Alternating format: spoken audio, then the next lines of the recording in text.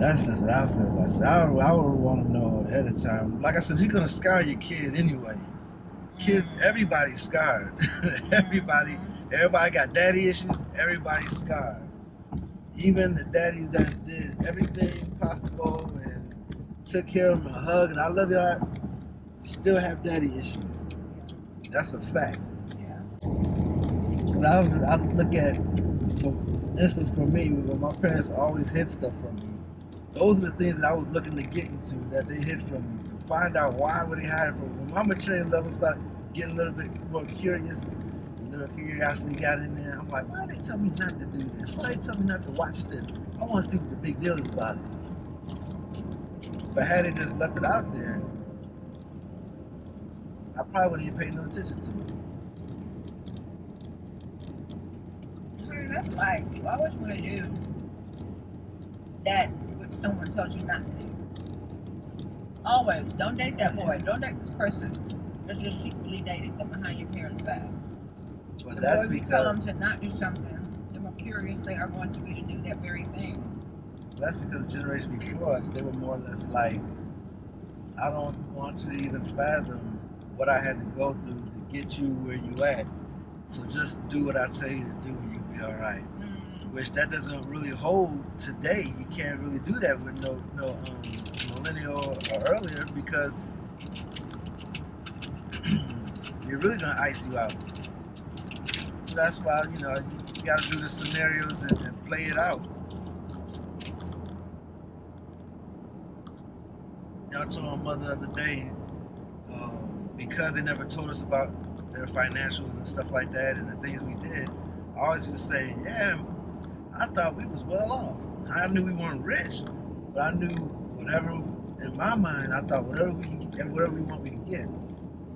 I didn't see that my father had, a couple jobs, mother working this, do that. They never shared that, so I didn't really,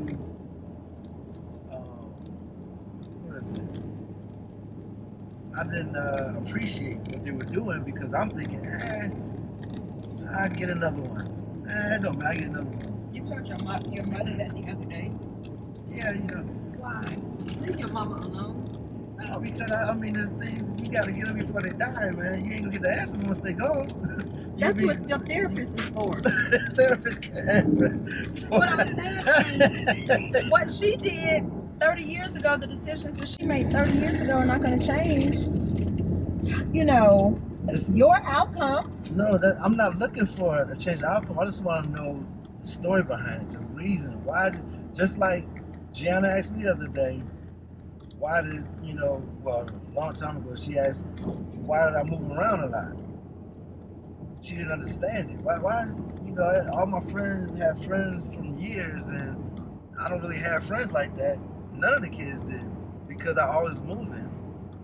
And the thing was, I was like, well, looking back, at 16, I've never been in a place more than 3 years. At 16, I went to Pine Forest for 2 years, which was a boarding school. So I was spent most of the year there. Then graduated, went to Oakwood. There about a year and a half, whatever. Went out to Cali for a year and a half. Then I joined the military, and then every 3 years I was on the move. Wow. So from Huntsville is the longest I've ever been. At this point now, being married to you, 7 years. This is the longest I've ever been since leaving home back in 1987. It's the longest I've been in one spot. Driving me crazy. But which is probably why we travel so much. Yeah, that's why. Because I won't move one way or another. But yeah, but she wanted, until I explained it to her, that's what I was doing, not knowing. I'm thinking, oh, you experience all these different places, you move around, but not looking at it through her eyes, as in, I just want the friendships. I'm looking at friends come and go. But then, like going back at the party, because I be hitting and moving, no one's deep enough for me to call and say, hey man, I'm 50 years old, come party with me. Yeah, happy birthday. That'd be pretty much about it. You see what I'm saying? But so I sacrifice that part of living to be able to move around and to do what I want to do and enjoy life. But is it selfish It's what selfish? for me to have For your done that sacrifice? No, at the for time, the you didn't for the think it was kids? selfish. Yeah, I mean, yeah. But for them to ask me why, I had to explain to them why I did it. If I never explained to them, in their mind, they would, I don't know what they would have processed to know. So looking back on it now, even now, Looking back do you over the think years, I guess I should. do you think it was selfish? No, I realized at that point, I looking back at it now, that's why I live with the decision of something is going to suffer. I look at it as a trade-off. Yeah, same thing, trade-off, suffer, sacrifice. I look at all those the same thing. You're going to sacrifice something. If you want to have true friends, the ride and die friends that be with you forever, you might be stuck in a small time Huntsville. You ain't going to experience nothing outside that, but you're going to have those friends there. Or you can go out there, broaden your horizon. See, because sometimes in small towns, a lot of people want to do something different, but they just content. So they just chilling. Then when they Or do they get don't on, know that there's something different even out yeah, there. absolutely.